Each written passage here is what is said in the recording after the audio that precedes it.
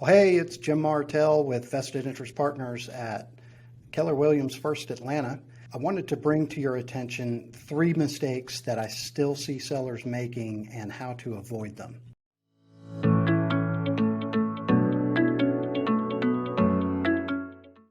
So in this market, we've talked about just how much of a seller's market it is and what we want to do to benefit as a seller in that way.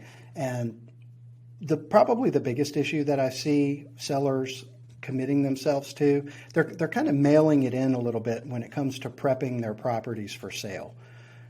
There are 3 things that really come into play when you're trying to sell your property, okay? Price, condition, and marketing. And so when you price the home too high for the condition that the property is in, you're limiting your ability to succeed in selling in this market. And so we want to look at the condition first, because the maximum amount of buyers are looking for homes that are move-in ready. Everything's already done, no major repairs on the horizon, no major changes in the house. A little bit of paint or carpet is one thing, but needing to do extensive renovations, just not in the budget for most buyers. Whereas they can borrow a whole bunch of money in terms of a mortgage, they don't have a bunch of cash sitting around to pour into a home once they buy. And so we're trying to make the house as ready as possible for that buyer, for that ultimate buyer, if you will. That's how you're going to get the best price. And so it comes down to the condition. Now, if the sellers are mailing it in when they're getting ready to sell it, they're not doing the basics to get the house ready. And they may get a lot of buyers looking at the property, but then they don't get a lot of offers. And they don't get a lot of offers because the house isn't quite as ready, and it's not as ready as the next one that does come on the market. And so the buyers are going over to the other one. So that covers the condition piece. Now, in terms of pricing, another thing that I see some sellers, a mistake that I see some sellers making would be overpricing. It's almost hard to really figure out what to price a property these days because comparables are just kind of all over the place.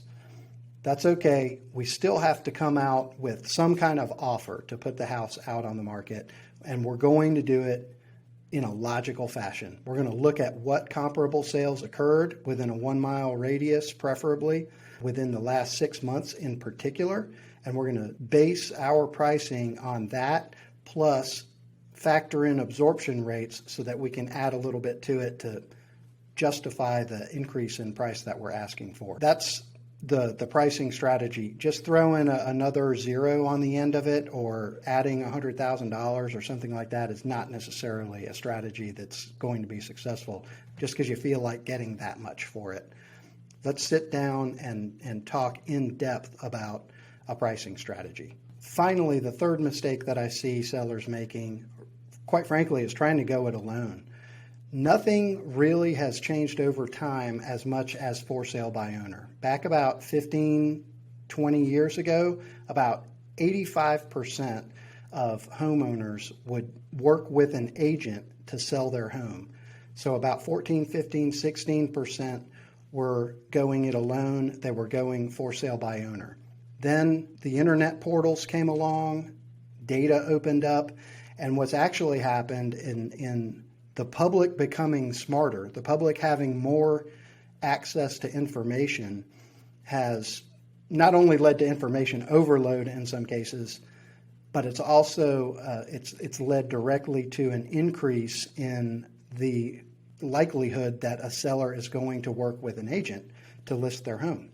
And so now in 2021, 95% of all homeowners that are selling end up working with an agent. There still are those that want to go it alone. They try to go it alone. Some are successful at that. Unfortunately, what they're really successful at is getting about 90% of what they could have gotten had they sold with an agent. And so they're paying the price by trying to go it alone and going for sale by owner. And they end up on the market on the for sale by owner market for several weeks, getting frustrated, getting calls from a lot of different real estate agents and not necessarily from a lot of buyers. And they kind of miss out on a season of their life when what they're trying to do is actually sell their home. They can sell it for more money net in their pocket if they just get with the right agent up front and get the house sold. And you know what? That's okay. If you don't get with the right agent up front and you try to go it alone, that's fine. Just make sure you get with the right agent when it turns out that you need one. All right, so if I can be of service to you in any of the ways that I've described, providing good pricing for you, providing condition updates, and of course, marketing your home effectively for sale, please call, text, or email. By the way, it doesn't matter whether you're in Atlanta or internationally. It doesn't matter if we're talking about your friend, family, colleague that's in another place. I provide a service, a complimentary agent interview service for my clients and their friends and family who are transacting elsewhere in the universe. So if you know somebody who is getting ready to move and they need to find a good real estate agent, let me interview and find that for them. Put us in touch directly. Again, call, text, email. It's 404-889-2845, right down here, as you can see, and Jim@martellsells.com. I look forward to being of service. Thank you.